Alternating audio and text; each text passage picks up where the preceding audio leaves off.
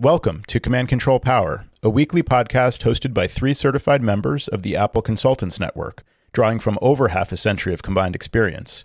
We talk shop, interview vendors and colleagues, and share what we've learned while operating our technology consulting practices.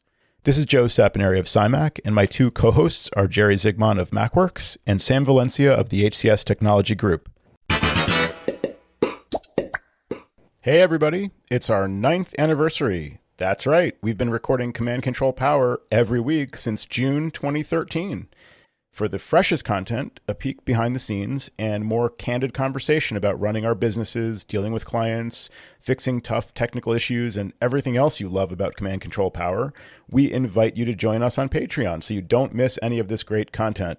Go to commandcontrolpower.com and click support. Pledge monthly, and you can instantly subscribe to the weekly patron-only shows right in your favorite podcast app.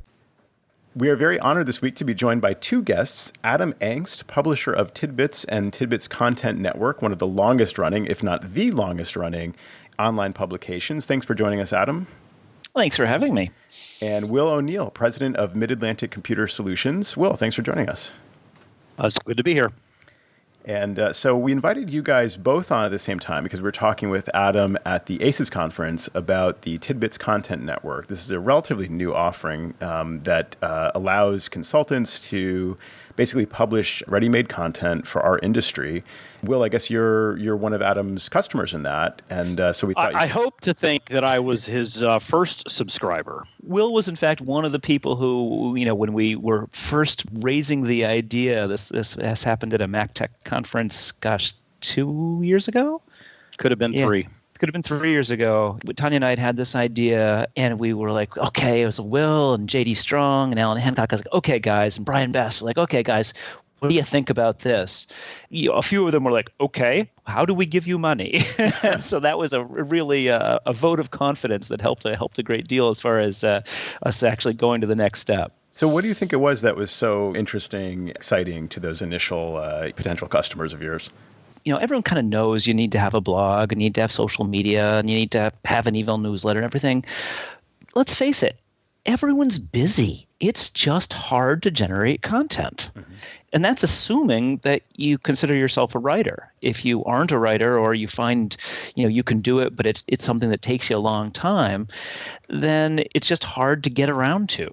So many of the solutions that people had found, J.D. Strong, for instance, was using BlogMut when we started talking to him. It's one of those things where the internet can solve your problem because someone's come up with a solution, but the solution isn't very good. So for instance, with BlogMut, it was kind of a marketplace for content. So, you'd get someone to write your stuff, but it wasn't specific to Apple. It wasn't specific to his business. And it was just a little too, frankly, amateurish. We said, hey, look, we'll be bringing the efforts that we put into TidBITS and we put into the Take Control books to this kind of content. That was, I think, something where people said, wow, if you can just give us that every month, it would make our lives a lot easier. Mm-hmm. Yeah, I can definitely see the benefit. I mean, that was one of the reasons we wanted to invite you on the show to talk about this, because I've struggled with that myself. I've had every intention of having a blog, keeping it up to date, not just to have a blog, but because I guess historically the advice has been keep some fresh content on your site. It's a good idea to do for search engine optimization and just relevance in general. And clients land on your site and they see you don't have any current information and they're wondering if you're still in business. Whereas if you do have current postings on a blog, for example, they get a quick read on like what you're up to, what you're interested in, and that kind of thing. And obviously a blog is a great way to have regular content updated depending on, your beliefs about search engine optimization and stuff like that. That's one thing. But to have some kind of content that shows a potential client that your site is fresh, I think is still a good idea. But it's just so hard to keep up to date. So if you don't keep it up to date, if you have a blog and client clicks on it and it's not up to date, it's even worse than just not having it. So yeah, it is. Struggle. I mean, actually, I will tell people, I mentioned that when I was talking at ACES, I was like, a blog that hasn't been updated in 6 months is worse than no blog at all. Because it doesn't say to the reader, it doesn't say, wow, Joe's really busy. Right. It says, wow, Joe doesn't finish stuff, or doesn't keep up. Or you're careless and you're just not with the program. Right. Yeah. And so if you're looking to reach out to somebody, you want somebody who is, air quotes, with it, rather than some guy whose last entry was about. For February, for example. And I do think also, I mean, Is that's that where you, really, Joe? My last entry is hard drive upgrade offer for February, and it dated Tuesday, January 7th, 2014. Adam, is there a commission on reselling your product? I have a new customer for you. Yeah, exactly. Right. why I'm about to start that. Well, I'm waiting for this content to come back in style. Does that happen? It does, just like clothing. Yeah. It is interesting because I think also it's one of those things where you want to think about what goes on your blog or kind of what kind of face you're presenting. And obviously the ideal scenario is that, you go out to a customer and you come back and you solved some neat problem and that applies to a bunch of people and you write it up and that's a blog post. That's a great idea. And who has time to do that? By the time you get home, it's 7:00. You need to eat dinner and see the kids, and it's not going to happen. But I do think that also it's a little too easy to fall into the trap of just like reposting links to stuff you see on other websites, because then you're sending people off your site. Right. You're saying, oh, Macworld had this interesting article, and the article may be okay, but you're not the expert. You're saying, someone else is the expert. And that's really what you're trying to tell your customers and potential customers that, hey, I know my stuff. I'm going to tell you useful things. And that's really what we aim for with all the TidBITS Content Network stuff, is to make you look smart. I can agree with you there. I mean, I can think of a million times where I thought, oh, this is really could be important to my clients. Let me post this on social media or Twitter and something. And by the time I get around to it, 20 other people have already done it. And I'm just like, all right, why bother at this point? And I just find I don't have the time to do certain things. So having someone that just takes care of that, I mean, is incredibly useful. I can't even imagine. We do kind of support social media and everything. With every article, we actually provide a pre-written Twitter and Facebook lead in a post, because if nothing else, writing 119 characters that will fit with a link in Twitter is not always as easy as it seems, right? You start writing and then you're at 140 characters. Now the link won't fit, and then you have to edit it down. And before you know it, you spent 10 minutes on this stupid one post. But that said, I'm not a big fan of social media for consultants in particular. Not that there's anything really wrong with it. I just think that it doesn't do a lot, that you can spend a lot of time and people really aren't going to engage that much. What I feel badly about is it feels like you need to be there, right? You have to sort of be in the conversation, but there's no benefit to being there. There's just a negative to not being there. Some of the stats that I've found, like a tweet has an average lifespan of 18 minutes. If you post it and someone doesn't see it in 18 minutes, they're never going to see it. No one's ever going to see that. Similarly, Facebook has an incredibly low open rate and reach rate. It's like 0.07%. It's the likelihood that someone will actually click through from a Facebook post. If you're me, it's actually much less than that. Well, precisely. And so it's one of those situations where social media, again, probably worth doing at some level, because it's like you sort of have to make sure that you're in the game, but you want to automate the heck out of it so it's not taking time away from your life, because it's not worth spending too much of your life on. Yeah, I mean, there was a recent article that talked about exactly that, is that the engagement and the return on your time is so low with social media, several decimal places to the right.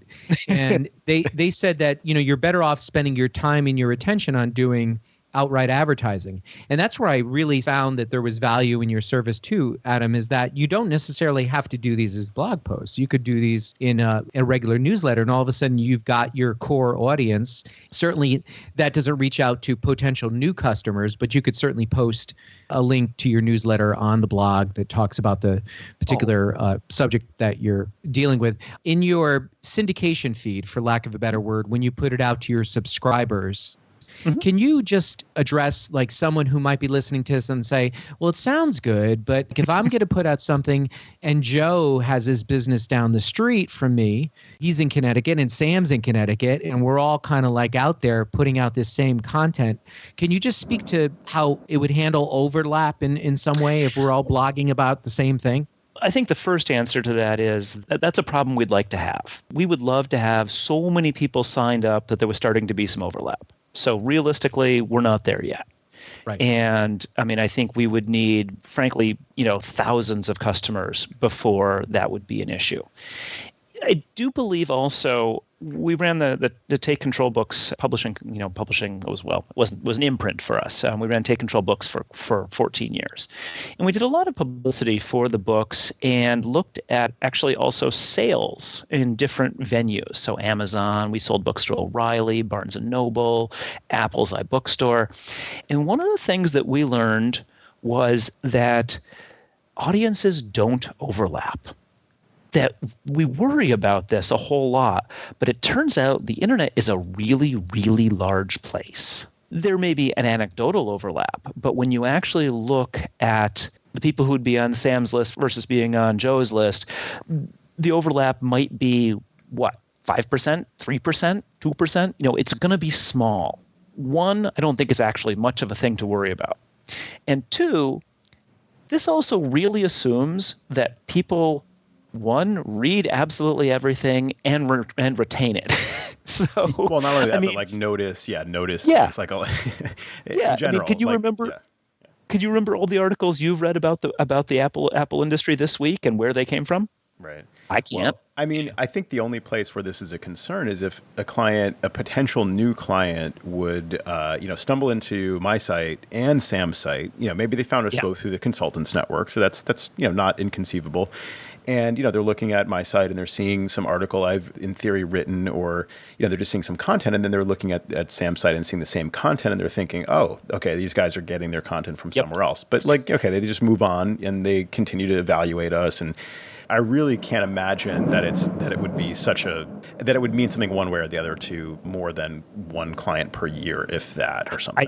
I'd be even surprised if it was that much. I mean, every time I've looked at this sort of thing, it requires too much attention to detail. And one of the other things that we encourage with the TidBITS Content Network is we encourage people to edit and change what we write. One of the things is that we're not you. We can't sound exactly like you. We can't put in examples that only you know or that will make sense to your clients. And so what we're doing in part is providing you a structure that you can change either not at all, a little bit, or even a fair amount. So for instance, you may know Small Dog Electronics, Don Mayer up in Vermont. And they've been a subscriber for a long time. And Don does these Kibbles and Bites newsletters, every email newsletters every week. And I love reading them in part because they're subscribers and I see my articles come back to me. And sometimes I can barely recognize it.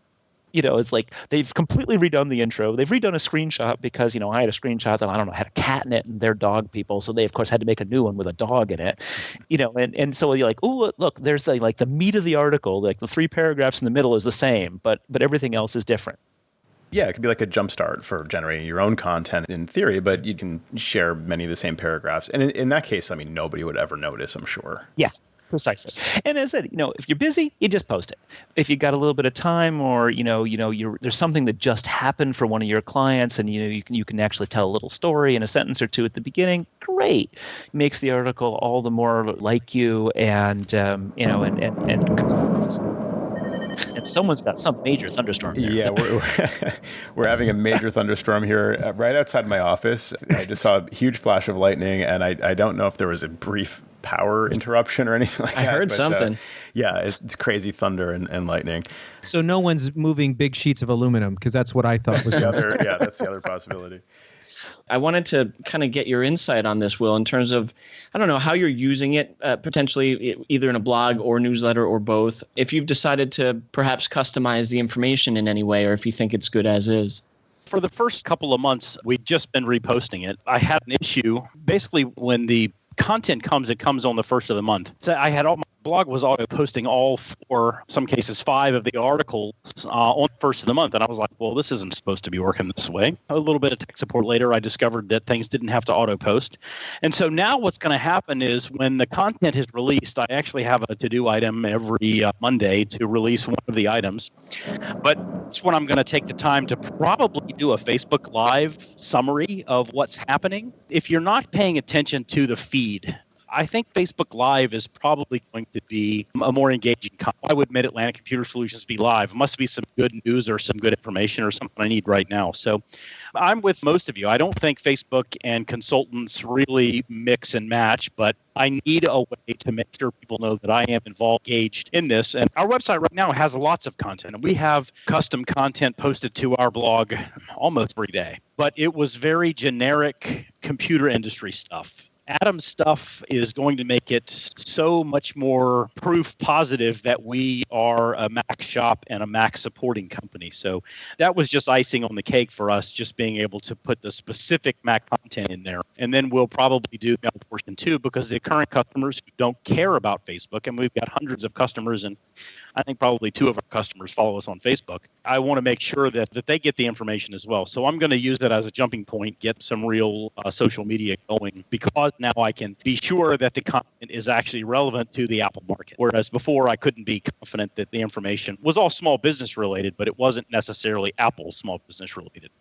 While I do think having the content post to a blog, either automatically or probably with some editing and curating and sort of reworking, I think the main value for me will be in using it as a basis for my newsletter. And Jerry, you touched on this earlier.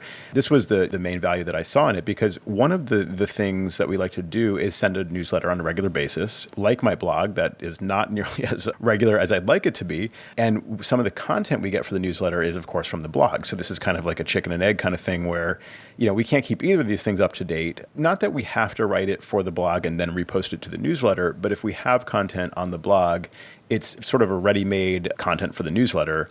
We like to email clients on a regular basis with what we're up to. And what I've noticed is not so much like that you have to communicate things to them actively or, you know, give them an offer and then expect to hear back about that offer. But just sending a newsletter out is basically will get a lot of client responses just about completely unrelated things. Clients will come out of the woodwork and say, can you help me with iCloud? You know, they're just like literally reply to the newsletter and say something totally like irrelevant to anything from the newsletter. They're just saying, can you help me with this? Or are you still working on Macs? You know, and it's just like a chance to hear from people. Like, I haven't heard from you since 2014. Right, exactly, right. You're still doing this, and you know, you have this post about the iPhone 5S. I'm wondering if your device has changed at all. So, I mean, it's just great to send a newsletter, like no matter what is in it. But I like to have some content that provides some kind of value to people. So I think this is a great way to get some content, you know, ready-made for this format. Ideally, post to the blog and then just kind of like streamline it for the newsletter. Thing that we really try to emphasize, and I was really touching on this at ACES, is that you want an integrated strategy. There's no reason why you should be doing different stuff on your blog and your email newsletter and your social media, because again, those audiences for the most part aren't going to overlap. People are going to have one way that they come to you for information, and probably for the most part it isn't the blog. Actually, you know, they'll come to your site when they want to find out who you are or need to check the contact information or something, and maybe they'll find stuff then. Email is just the king. Or as I keep saying every time someone says, email is dead, I was like, no, email is the cockroach of the internet. You will never kill email. Right. I'm glad to hear you saying that. Always hear back from clients, because that's been what I've been hearing from other people too, is just that you reach out, you're in their inboxes. That sort of is like as personal as you can get. If you can give them a reason to read it. So if it's just the advertising side of things, you know, hey, aren't we great? Look, we do all this cool stuff. You know, it's good to reach out, but that doesn't give them a reason to read it. But if you can say, hey, I'm going to tell you how you can use your Mac better. I'm going to tell you how you can use your iPhone better in this with these great articles. Even if just sending people back to their blogs, they don't have to read a ton. It gives them that warm, fuzzy feeling. And, you know, again, all the more likely they're going to reach out to ask you about iCloud, because it's always about iCloud, right? So. Right. The more content you put in there that's valuable or could be perceived to be valuable to the client, the less sort of marketing speak it is, the less likely they are to unsubscribe or mark it as junk. And so even if they're just like deleting it or maybe just archiving it or skipping over it or whatever, they're probably not actively unsubscribing or marking it as junk if at least it looks like it's not a marketing pitch and instead is, some kind of just valuable information that they might need. And if you're like me, you get an email message that has some interesting stuff that you want to read. Maybe you don't even have time to read it right then, but you're like, oh yeah, I do want to know how to use burst mode on my iPhone or something like that. You keep it in your inbox, right? You don't delete it. That's why our inboxes are way too full. Yeah. But nonetheless, if you are in that inbox and your name is showing up every day because they keep meaning to read your newsletter that had that great article in it, you can get into all the advertising theory and whatnot, but that is constant reminder of you in their personal space. They're going to be thinking about you. Yeah, you're top of mind. Exactly. I mean, and you could remain there for a while, to your point, if there's some valuable content that they think they might want to read, or at least maybe they click, in my case, like I'll click a link, and if I want to read something later, and then probably archive the email, but at least I've got a tab open that I'm going to stumble into later when I'm, trying to remember what the heck I was just working on. So this sounds like pretty exciting stuff. And I'm listening to this and I'm thinking, can I afford it? Can you talk to us a little bit about pricing? I have never been one of those people who has bought into all the marketing pricing stuff. Oh, it's got to be, such and such 99 or makes it seem cheap. We charge $100 a month. Simple as that. The idea behind that price, which we came to via the time-honored tradition of guessing about what seemed right, was that we publish 4 tips, which are just nice short little things, and 4 400, 600-word articles, all fully illustrated, feature photos and screenshots and professionally edited and written and all that kind of stuff. It ends up being about 2,500 words of content a month. We kind of looked at that and said, how cheaply can we do that? If we were going to charge Macworld to do that, and we've written for all the magazines, so we know how much that's, it would be at least $2,000 a month. No one is going to possibly pay that, and it's syndication. It doesn't have to be that way. So how cheaply can we sell it? And so basically, what we decided was let's aim for that kind of $25 an article. Kind of throw in the tips for free almost, and so that's where the $100 a month comes from. Also, kind of thinking about what consultants charge. Are we saving? I mean, I'm guessing most consultants are above $50 an hour. Some maybe over $100 an hour. But look, are we saving you somewhere between an hour and 2 hours of work? Exactly. And what would you need to pay somebody in your office to do this, or even an intern that you hired? Yes. Would you get the quality there? The only thing better than this would be to have a custom writer for your content that you put out. And you can do that, but that will cost you $2,000 a month. The whole, you could have an intern do this, or someone. Yes, you could. And could you get away with paying them $100? Let's say you're paying them $25 an hour, maybe $20 an hour. Could they do this in 5 hours? No, I really don't think they can, because I don't think I can do it in 5 hours. I have been doing this for 27 years. I'm really fast.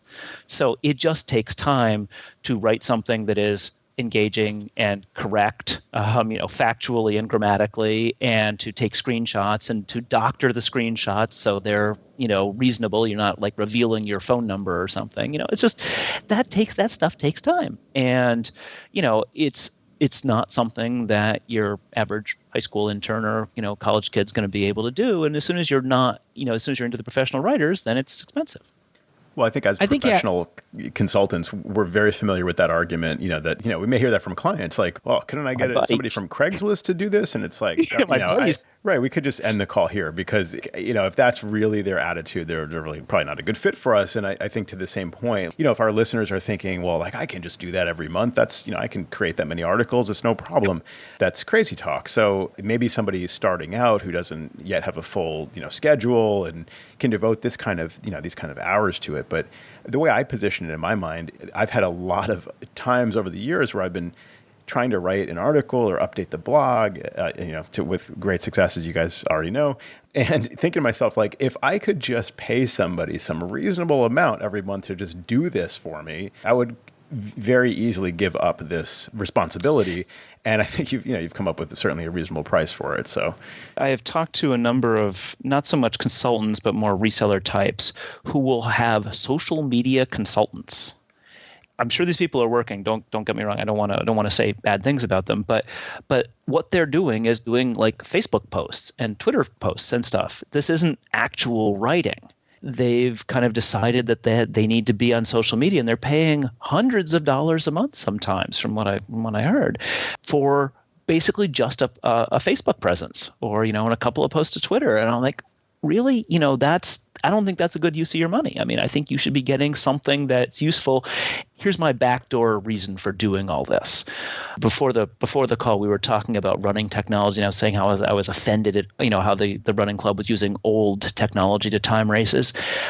I can't stand it when I watch someone click the edit menu and pull down and choose copy. I was like, my head blows up, that I was like, no, you have to use Command C. Really, you just do. And so this has been kind of my mission for 27 years of publishing TidBITS and Take Control books and now TidBITS Content Network, is to help people use technology better, because it's cool stuff and it can make your life so much better and so much more productive, but you have to learn how to use it. And I swear we thought it was going to get better all the time. The technology's gotten more powerful, but is it necessarily easier to use? Or, all these things are hidden now. You gotta talk to the guy who knows the person who figured out the trick to, using something. There's no manual anymore. So that's been my goal all along, is to try to teach people how to use technology. And, you guys do the same thing at a very specific way. Someone comes to you with a problem. How do I accomplish this? And I can't talk to my people. I can't talk to my readers, but I can guess at what they want to do and then try to provide answers to those questions that I'm guessing about. The other thing I was going to say, Adam, about just listening to your service, when I justify expenses in my company, I have to come up with my own kind of internal reasons. But who better than to have your network provide content? So you're not just writing about tech in general, or you kind of like know about the Mac platform a little bit. It's like such a trusted source, and you get the tech. So whatever articles and whatever information you're going to be providing, it's going to be at a much higher level than your average information that just might come down the pike. It's a much more discreet and vetted source. And it's funny because I do most of the writing, and my wife Tanya has been doing most of the editing. But because we just sold our Take Control books business, she's been involved more and more. But even still, I would write something and she'd edit it, but because she had, an entire book about this topic in her head from having edited that, she'd say, well, the point you make here is correct, but not on the iPhone 4S or something like that. I'm like, oh my gosh, I can't believe you know this. Right. I thought I knew the quirky little details here. And, we can't get into the weeds, but it's still, that's the level of attention to detail that we're putting in, is, 27 years of just being steeped in this stuff, so that we're, I can't say we'll never make a mistake, but we try really, really hard to make sure everything is absolutely correct, because there's just too much crud on the internet, which is wrong. That's not helping anyone. It made me twitch when you talked about the edit copy menu, because what bugs me out is when people find the scroll bar on the right to surf through web pages and they don't do the swipe. I don't know why, but that just really angers me inside. And my wife just did it the other day, and I was like, come on, hon, I taught you how to do this. Oh, for me, the big one was back in the Eudora days, watching my mother go to the message menu and choose delete. I literally, like, my heart would skip. Will, if you don't mind, I had a question for you too with regards to this and how it's impacted. Have you noticed over time improved SEO rankings as a result of a lot of the keywords that you have in these articles and things like that? Wish that I could say that I did. There was a time before the competitors in my area were doing a lot of SEO that if you search for Mac support Washington, D.C., we would pretty much be the first link. Unfortunately, now we're relegated down to the second page, but I'm working on fixing that. The good news is that we only get a few leads directly from Google. Most of them come from Apple and the Apple retail stores. The location of where we show up when you search is a huge importance to me, because, it's really through Google AdWords is how we built the business 10 years ago, before people stopped spending money, and now that they're hoping to start spending money again, we need to improve our listing there. We have a great website. and we have great content. We just need to make sure that it gets in front of people. So one of the things that we've heard from a couple of customers is, and this is something that we never in any way promise at all, of course, is that every now and then a blog post will go viral. And by viral, I mean hundreds or thousands of hits, not millions of hits, but still, it's something that, for whatever reason, caught the attention of the web crawler at just the right moment. And when no other article about that was available, they'll tell me, yeah, this is great. I got all this traffic to my site. And so one of the things that I always really encourage people to do is to make sure that, whatever page those blog posts are on has a header and a footer that makes it clear who you are. So that, there's people, because people, when they come in, we've seen this with TidBITS too, will get slashdotted or fireballed or whatever. And people will just read the article and they'll have no idea where they are. So you want to do everything you can to make sure that they're aware that they're at your site and who you are and what you do. That's actually a relevant point to something we talked about with Aaron Burry recently about how you can sort of leverage basically a relationship with someone who may be turning to you for a quote about something that's going on in the news, technology related. You could edit the content and include quotes from quoting yourself, essentially, with your name in there and your company name and stuff like that. Maybe they're just interspersed in the article so that if someone does stumble into it, they see this content and they look at you as somebody who they may turn to in the future for a quote about something. So that's a really good point to just not only have your header and footer in there, but maybe also to just somehow embed some links to your own company's page and maybe just quote yourself or whatever so that they can't miss it, essentially. And I do want to actually set people's minds at ease a little bit. You sort of feel like it's a little weird to just kind of be posting this content that you didn't write without much change. There are entire websites and publications that just literally reprint press releases. Anything you can do to make it more personal and all that is going to go a long way. Is going to make a difference. But this is something which major publications do more of this than one would like to see. So it's not unprecedented to just literally, kind of repost the content. And just to take one example, Will, on your company blog, I see essentially more or less daily updates, maybe every couple days on average, that kind of thing. Is that something you do manually, or have you programmed that to sort of like post on a regular basis? How do you actually handle the technical aspects of posting this content?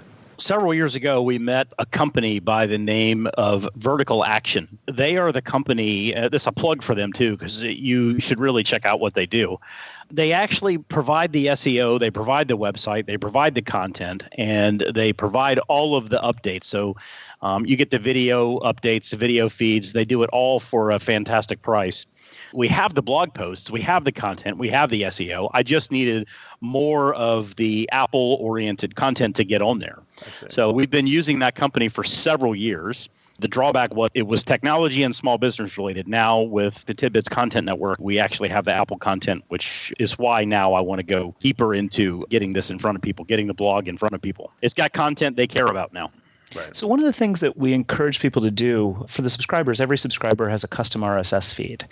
There are aggregation plugins, particularly for WordPress, although they do exist for other platforms, other content management systems as well.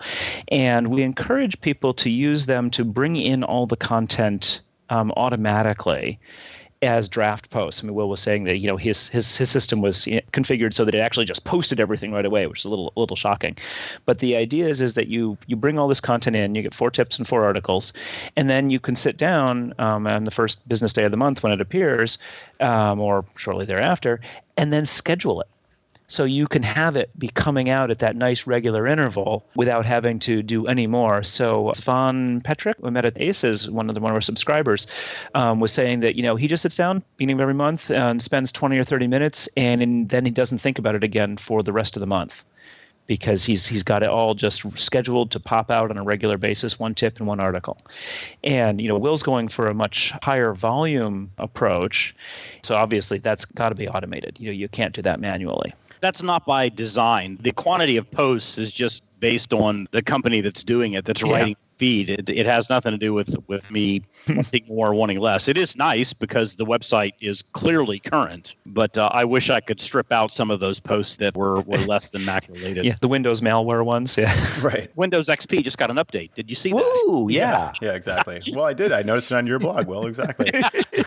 Well, it is unfortunate because it's this Windows XP logo, and somebody lands on this, on your site, and they're looking for an Apple solution. They see the Consultants Network logo at the top, but then they see a Windows logo. To me, I'm thinking something doesn't fit here. Maybe they try to do Mac, but they do a little bit of both or something. So yeah.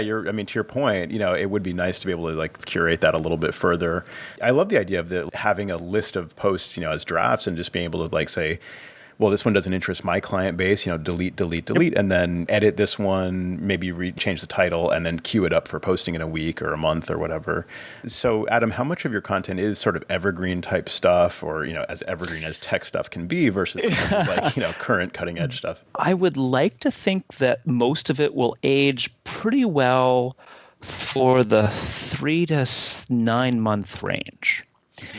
I say that fairly specifically because the problem is that iOS 11 comes out, and who knows what little tweaks Apple's going to do that will render some perfectly reasonable, accurate article slightly wrong. Oh, now you do this. One of my favorite tips of all time, I was showing a bunch of people this at ACES, which only one person knew about it, so I was really pleased. You turn the flashlight on your iPhone, really easy way to turn it off without having to fiddle with Control Center again is to, on the lock screen, swipe left just a little bit to invoke the camera, and that turns the flash back off. Oh, interesting. So that's a nice little tip. That's an iOS 10 tip. In iOS 9, you had to swipe up on the camera icon on the home screen. Right. So that was a great little tip. It changed, not completely, but if you read it after iOS 10 comes out and it says to swipe up on the home screen, it's not going to work. Can you repeat that, Adam? I'm writing up a blog post right now. I was so happy about this. I managed to shrink it down so I could fit it on my back of my business card. So yeah, just swipe left on the home screen to turn off the flashlight. It is a good tip, but it's a really good point that it basically did change completely, to our clients' minds. I mean, we would get that, okay, we just translate this for the new, camera interface from the lock screen to a client. They're swiping and nothing's happening and they don't know why. And so it just looks like you're wrong. So yeah, I mean, I could see that some of this stuff does need to be sort of edited. Maybe don't schedule posts, in September. Maybe do those manually or something like that. So what we try to do for that, because again, this is not generic stuff. We know exactly what's happening. So in September, Apple is going to release new iPhones. They're going to release, this day is going to be truly horrible for us. They're going to release iOS 11, macOS High Sierra 10.13, tvOS 11, and watchOS 4. That is a day that is going to suck for me because I'm going to have to write up all that stuff. First, I'm going to write it for TidBITS, and then I'm going to have to shrink it down as much as I can for TidBITS Content Network, because we like to give you guys, we don't want to give you 5,000 words or something. For news stuff like that, we give people a free bonus article. I mean, we know it's going to happen. We don't know when, so we can't include it as a regular thing. So we'll throw a free bonus article for news events, like we just did one for WWDC announcements. Because we know that iOS 11 and macOS High Sierra are going to be out then, we're going to be focusing on those topics in September and October and November. That's the content you're going to be getting in those months because, that's what everyone wants. And that's what the customers are going to be asking about. And those are the things that it's going to be in the news to the extent that any of this stuff's ever really in the news. And so we want to make sure that we're giving you the appropriate kind of content for what's going on in the outside tech world. I think that echoes back to Joe's original question, too, of there might not be a lot of content there that is evergreen, but the whole point of using this service is to be current and is to have the information that's going to draw the people in. That's the stuff that people are going to want to read, the latest thing about the latest iPhone. And as long as it's dated, an article about iOS 11 in September, it's going to be good for a full year. In all likelihood, Apple very seldom changes big things in iOS throughout the year. High Sierra even more so. And also, we've been doing this for a long time. We have a pretty good idea of when something's stable and when something's not. And we strongly prefer to document stability because it doesn't serve anyone's needs if someone reads an article and it's not accurate anymore. Adam, how many posts do you think Will do on that release day? Well, if you refresh my blog, you'll see that there is far fewer Windows notices on there right now. Very impressive. Actually, wow. It's true for the listeners playing along at home. Will has live edited his blog based on my kind of rude, I think, comment. Certainly, no, it was not rude. It was a well-placed point. I should have paid attention to that. I wanted to read that Windows XP article. Where'd it go? I'll postal mail it to you. Nice. It is true. I mean, actually, with sort of the number of articles, again, when I was covering WWDC, normally I like the articles to be somewhere in the 600-word range. That's actually not random. If you think about how long you would watch a video on the internet, right? It's 2 minutes. If anything's longer than 2 minutes, you're not going to watch it. You'll put it off. You probably will never watch it. 10 minutes particularly, 5 minutes. It's just crazy. Average reading speed for a college-educated adult is 300 words per minute. That's where we're aiming. So 300 words per minute, 600-word articles, about 2 minutes. However, I don't know, you guys probably watched that WWDC keynote as well. It was crazy. It was 2.5 hours. Yeah, it was 2.5 hours. And those Apple executives, they were talking like auctioneers. Slides would go on the screen for 5 seconds. There was no way to take notes on that keynote. It was going so fast. And so they crammed so much in there. And I tried my hardest to, shrink that stuff down for the TCN article that I gave everyone. And it was still 2,700 words. Wow. I just couldn't bring it down anymore because there were so many new features in 4 operating systems, and there were new iMacs and new MacBook Pros and a new iPad. It was crazy. But that said, I also gave everyone one big article, but I also said at the top is like, look, this is all nicely chunked. If you want to turn it into 6 articles, it's up to you.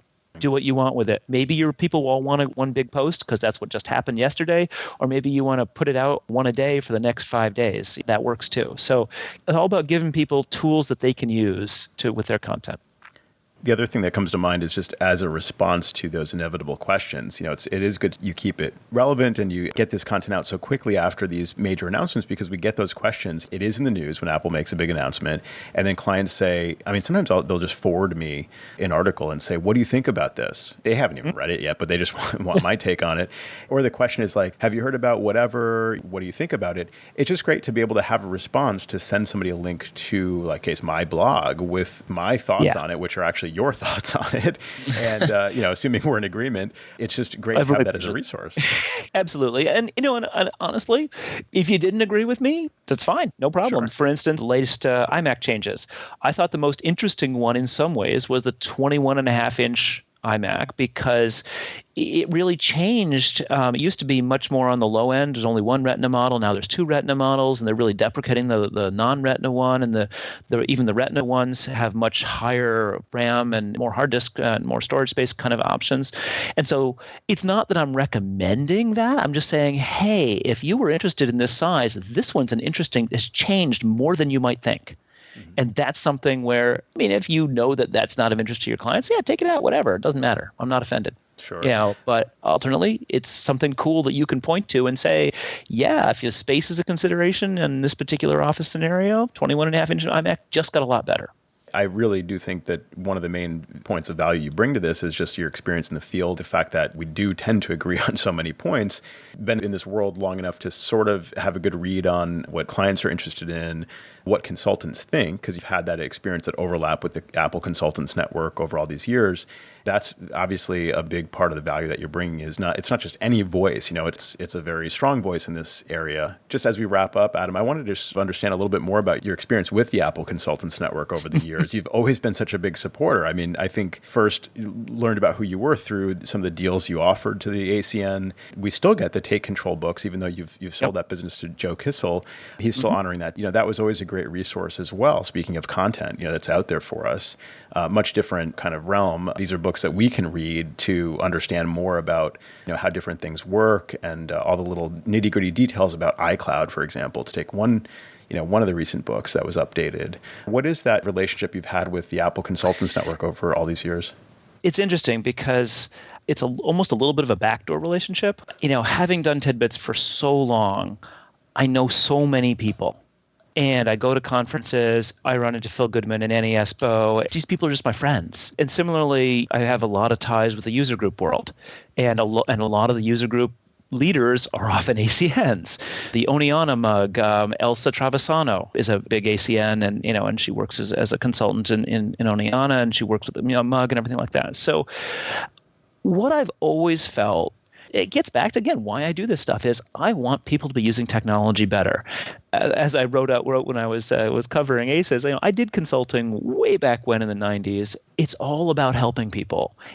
And the more you know, the more you can help people. With the ACNs, with Take Control books, I know people are busy. I know you're not going to think, oh, I'm going to go buy a book to learn how to do such and such. So I was like, look, this is not my target audience for sales. Let me see if I can just get them reading the books. Maybe we'll get some pass-on sales from people recommending them to their clients. Maybe not, whatever. What I'm doing is making the world a more informed place. And if I can do that and stay in business, I'm happy. So really, that's where it's come from. I mean, working with getting on the ACN site at Apple, that's kind of a black box. I send email to this address, which I have to dig out of my email about every 5 years when something changes and try to make sure that they're aware of us again. And actually, I probably should do that again with TidBITS Content Network because, we want to make sure that all the consultants know about this. Again, trying to help people be informed and inform their clients. If we can do that in any which way, all is good.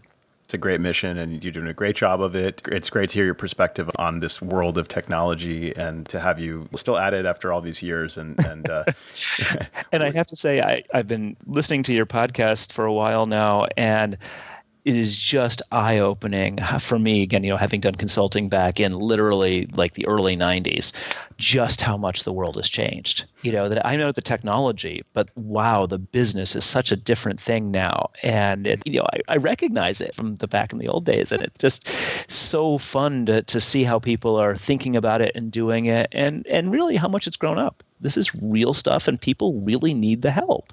I really applaud consultants who are providing this.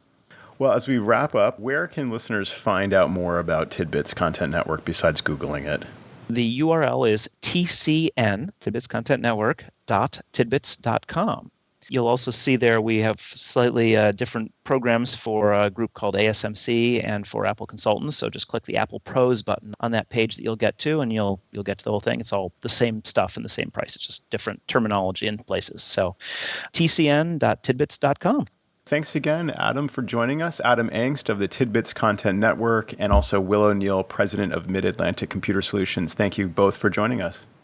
Thanks for having us, and hope to see people at conferences in the future.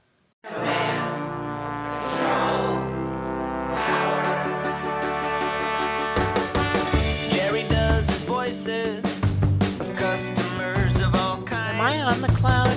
Joe spins his deeply detailed yarns all the time. I have a whole story about this. Sam is on the road again, phoning in from a hotel. At least we know where I am. Half a century combined of Apple